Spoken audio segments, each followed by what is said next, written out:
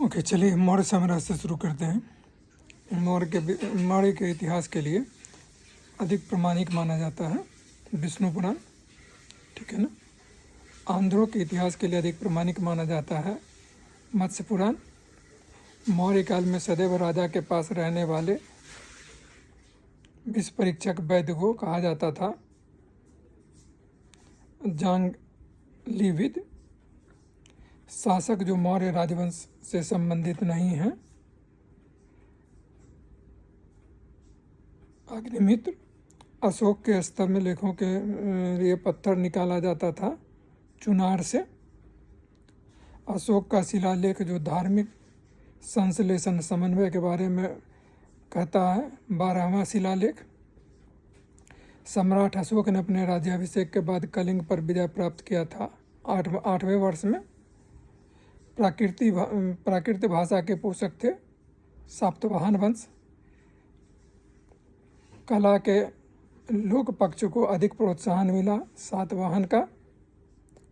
मथुरा मूर्ति शैली प्रारंभ हुई किसान के शासनकाल में।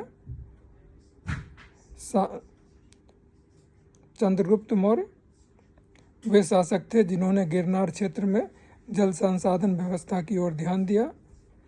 राजा जिसके एक अभिलेख से सूचना मिलती है कि वो शाक्य मुनि बुद्ध का जन्म लुम्बिनी में हुआ था। अशोक के अभिलेख से सारनाथ स्तंभ का निर्माण किया था अशोक ने। अशोक द्वारा स्थापित सबसे सुरक्षित स्तंभ लौरिया नंदनगढ़। अशोक का वह अभिलेख जो कनक मुनि बुद्ध के अस्तित्व को प्रमाणित करता है, निगाली सागर स्तंभ अभिलेख। गुज्जर लघु अभिलेख जिसमें अशोक का नामोल्लेख किया गया है, स्थित है मध्य प्रदेश के दतिया जिले में। अशोक के अभिलेखों में से पूर्ण रूपेण धार्मिक सहिष्णुता के प्रति समर्पित अभिलेख जो है वो 13वां अभिलेख है, शिलालेख है, ठीक है ना। ब्राह्मी लिपि के सर्वप्रथम पढ़ा जेम्स प्रिंसेप ने। अशोक को ब्राह्मी लिपि का पता था। अनुराधापुर वाला जो है उससे पता चलता है। पत्थर पर प्राचीनतम शिलालेख थे प्राकृत भाषा में। अपने साम्राज्य के उत्तर पश्चिमी भाग में उत्कीर्ण राजाओं के लिए अशोक ने लिपियों का प्रयोग किया था। वो था अरामिक, ग्रीक एवं खरोष्ठी, ठीक है। इलाहाबाद के अशोक स्तंभ सूचना प्रदान करता है समुद्रगुप्त के बारे में। फाहियान भारत में आया 399 AD के आसपास। कलिंग युद्ध का विवरण हमें ज्ञात होता है 13वें शिलालेख से। मौर्यन मंत्रिपरिषद में राजस्व इकट्ठा करने से संबंधित था समाहर्ता। अशोक का समकालीन तुर्मय राजा था मिस्र। मकदूनिया में अशोक का समकालीन राजा था एंटीगोनस। टोलेमी फिलाडेल्फस जिसके साथ अशोक के राज न संबंध थे, शासक था मिस्र का। एक इतिहासकार के अनुसार शिलालेखों में अशोक ने जिस धर्म का प्रतिपादन किया था वस्तुतः राजधर्म था। फ्लीट ने कहा था आधुनिक देवनागरी लिपि का प्राचीन रूप है ब्राह्मी लिपि। किसने सहिष्णुता, उदारता और करुणा के त्रिविध आधार पर राजधर्म की स्थापना की? अशोक ने। सांची का स्तूप बनवाया था अशोक ने। ब्राह्मी लिपि का प्रथम उद्वाचन उत्कीर्ण अक्षरों से किया गया स्तंभों पे। बुलंदी बाग प्राचीन स्थान था पाटलिपुत्र का। मौर्य काल में तक्षशिला के प्रसिद्ध शिक्षा केंद्र के द्वारा खुले थे ब्राह्मणों, क्षत्रियों और वैश्यों के लिए। मौर्य काल में दंड विधान थे काफ़ी कठोर। चाणक्य का दूसरा नाम था कौटिल्य या विष्णुगुप्त। चंद्रगुप्त मौर्य ने अपने अंतिम दिन व्यतीत किए श्रवणबेलगोला में। अशोक का वह अभिलेख जिसमें धार्मिक सहिष्णुता के सिद्धांत की बात कही गई है, शिलालेख 13 जो है उसमें कही गई है सुमुख संस्थापक था सातवाहन का। कारदम छत्र ने अति दुर्लभ सिक्के प्रचलित किए ताम्र धातु में। अशोक के द्वितीय शिलालेख में उल्लेख नहीं है सातवाहनों का। खारवेल के विषय में जानकारी का स्रोत है हाथीगुम्फ का अभिलेख। राजवंश में सबसे पुराना राजवंश था सातवाहन। मौर्यों के बाद दक्षिण भारत में सबसे प्रभावशाली राज्य था सातवाहन। सातवाहन की राजधानी अवस्थित थी अमरावती में। कनिष्क के सारनाथ बौद्ध प्रतिमा अभिलेख की तिथि 80 ईस्वी सन है। बुद्ध का सिक्के पर अंकन हुआ कनिष्क के टाइम में। उत्तरी तथा उत्तरी पश्चिम भारत में सर्वाधिक संख्या में तांबे के सिक्कों को जारी किया था कनिष्क ने। काव्य शैली का प्राचीनतम नमूना अभिलेख में मिलता है काठियावाड़ के रुद्रदामन में। प्राचीन भारत में नियमित रूप से सोने के सिक्के चलाए कुषाण ने। बिना बेगार के सुदर्शन झील का जीर्णोद्धार करवाया रुद्रदमन प्रथम ने। प्राचीन भारत के साहित्यिक इतिहास में पाणिनि और पतंजलि ख्याति प्राप्त नाम है। फले फूले शुंग वंश के समय में विक्रम संवत प्रारंभ हुआ 58 ईस्वी पूर्व में। महाभाष्य के लेखक पतंजलि समकालीन थे या सामयिक थे पुष्यमित्र शुंग के। विक्रम एवं शंख संवतों में अंतर वर्षों में 135 वर्ष के हैं। ठीक है। डेमेट्रियस हिंद यूनानी, रुद्रदमन शक, गोंडोफर्निस पहलव और विम कुषाण। प्राचीन भारत पर विदेशी आक्रमण ये भी जो है सो ये कर लें। मध्य प्रदेश में ब्रिटिश के पास बेस नगर में गरुड़ ध्वज स्तंभ बनवाया था हेलियोडोरस ने। हमारे देश को इंडिया संबोधित करने वाले थे यूनानी। हिंद यवन शासक जिसने शीशे के सिक्के जारी किए थे एस्ट्रोट्रो सेकंड ने। शासक जिसके सर्वप्रथम सोने के सिक्के जारी करने का श्रेय दिया जाता है भीमकडफिश को। वीर भारतीय राजा का नाम जिसे सिकंदर ने झेलम के तट पर पराजित किया था पुरु या पोरस। युद्ध भूमि की बड़ी संख्या में सैनिकों के मारे जाने अथवा आहत हो जाने के कारण भारतीय गण अथवा राज्य की स्त्रियों ने सिकंदर के विरुद्ध शस्त्र धारण किया था। मत्स्यज्ञ आयुर्वेद के प्रसिद्ध विद्वान चरक दरबार अलंकित करते थे कनिष्क का। संगमयु चोल वंश का शासन जिसने शिवपाद शेखर की उपाधि धारण की थी राजा राज प्रथम ने। संगम ग्रंथ टोक्कापियम आधारित है व्याकरण पे। तमिल ग्रंथ जिसे लघुवेद की संज्ञा दी गई वो है कुरल। शिल्पादि क्रम के लेखक थे झलंगो। तृतीय संगम हुआ था मदुरई में। बृहदेश्वर टेम्पल जो भगवान शिव को वर्ष 1014 में समर्पित किया गया था स्थित है तंजावुर में। ठीक है ना। ये जो है इंट्रोडक्शन।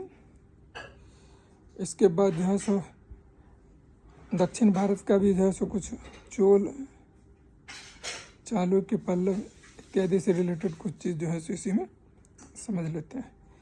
शासक और वर्ष जो है सो नोट कर ले। राजराज 985 से 1015 ईस्वी। राजाधिराज प्रथम 1044 से 1052। कुलोत्तुंग प्रथम 1070 से 1120 ईस्वी। विक्रम चोल 1120 से 1133। राजवंश पल्लव। राजधानी कांची, कदम्ब, बनवासी, पांड्या, मदुरा और काकातिया वारंगल। नटराज के प्रसिद्ध कांस्य मूर्ति एक उत्कृष्ट उदाहरण है चोल कला का। वह राजवंश जो अपने शासनकाल में ही अपने उत्तराधिकारी घोषित कर देते थे वो थे चोल। वह दक्षिण भारतीय राज्य के अपनी नौसैनिक शक्ति के हेतु प्रसिद्ध था चोल था। चोल गंगम नामक बृहद कृत्रिम झील बनवाने का श्रेय दिया जाता है राजेंद्र को। तंजौर के बृहदेश्वर मंदिर का निर्माण राजा राज प्रथम ने करवाया। चोलों का राज्य किस क्षेत्र में था?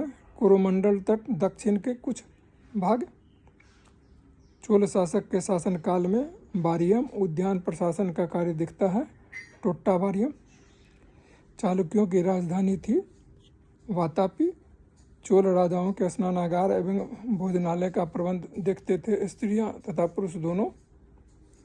चोल शासक का नाम बताइए जिसने श्रीलंका के उत्तरी भाग पर विजय प्राप्त की थी। राजा प्रथम।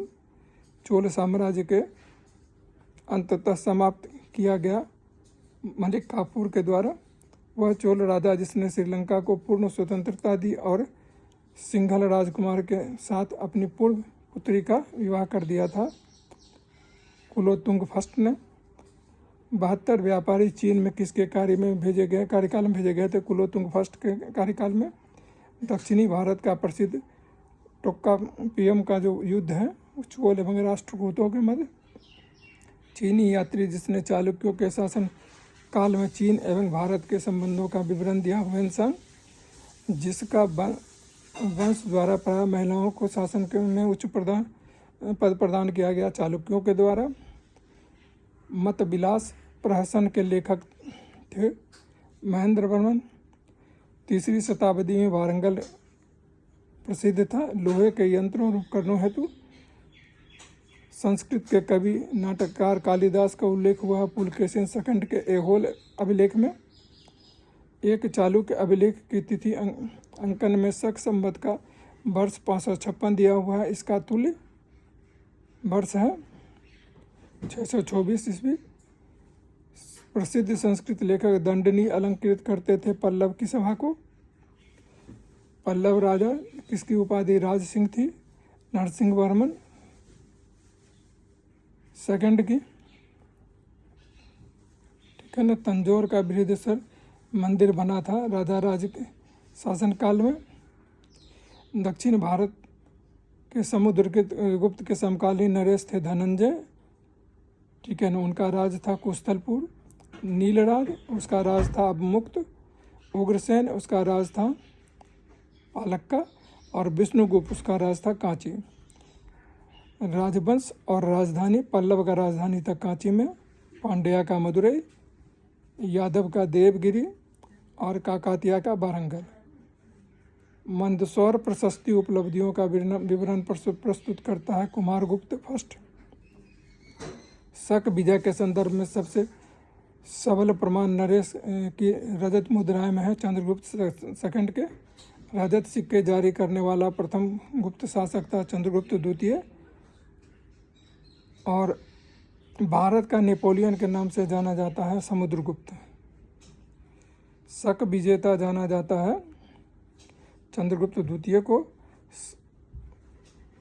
गुप्त शासक जिन्होंने हुनों पर विजय प्राप्त की स्कंदगुप्त ने। गुप्त स्वर्ण मुद्रा को कहा जाता था दीनार। गुप्त अभिलेखों में दीनार जिसका वाचक है वह है कांस्य सिक्का। सती प्रथा का प्रथम अभिलेख साक्ष्य प्राप्त होता है एरन से। 437-38 में मंदसौर अभिलेख में एक भव्य सूर्य मंदिर के निर्माण का उल्लेख मिलता है रेशम बुनकरों की श्रेणी का। सारनाथ की भूमि स्पर्श मुद्रा वाली बुद्ध प्रतिमा कालंकित है गुप्त काल से। प्राचीन भारत में वह वंश जिसने शासन काल को स्वर्णयुग कहा जाता है गुप्त वंश को। राजवंश जो हुनों के आक्रमण से अत्यंत विचलित हुआ। गुप्त वंश भाग और बलि थे राजस्व के स्रोत। अधोलिखित में गुप्तकालीन स्वर्ण मुद्रा है दीनार। भारतीय दर्शन के प्रारंभिक शाखा है सांख्य। कर्म का सिद्धांत संबंधित है मीमांसा से। योग दर्शन के प्रतिपादक पतंजलि और न्याय दर्शन के प्रचलित किया था गौतम ने। भारत में आस्तिक और नास्तिक संप्रदाय में विभेदक लक्षण। वेदों के प्रामाणिकता में आस्था। कामरूप में वैष्णव धर्म को लोकप्रिय बनाया शंकरदेव ने। बीज गणित के क्षेत्र में योगदान के लिए विशेष रूप से जाने जाते हैं भास्कर। कालिदास द्वारा रचित मालविकाग्निमित्र नाम का नायक था अग्निमित्र। कायस्थ जाति का सर्वप्रथम उल्लेख किया है याज्ञवल्क्य ने। दक्ष मुनि के अनुष्ठान का विधान सर्वप्रथम किया था नारद ने। पुंडवर्धन भुक्ति अवस्थित थी उत्तर बंगाल में। गुप्त काल में उत्तर भारतीय व्यापार संचालित होता था ताम्रलिप्ति बंदरगाह से। सती प्रथा का प्रथम अभिलेखीय संदर्भ प्राप्त होता है एरन से। कुमारगुप्त फर्स्ट के मंदसौर अभिलेख में श्रेणी का उल्लेख है रेशम बुनकरों का। चांदी के सिक्के जारी करने वाले प्रमुख गुप्त शासक था चंद्रगुप्त द्वितीय।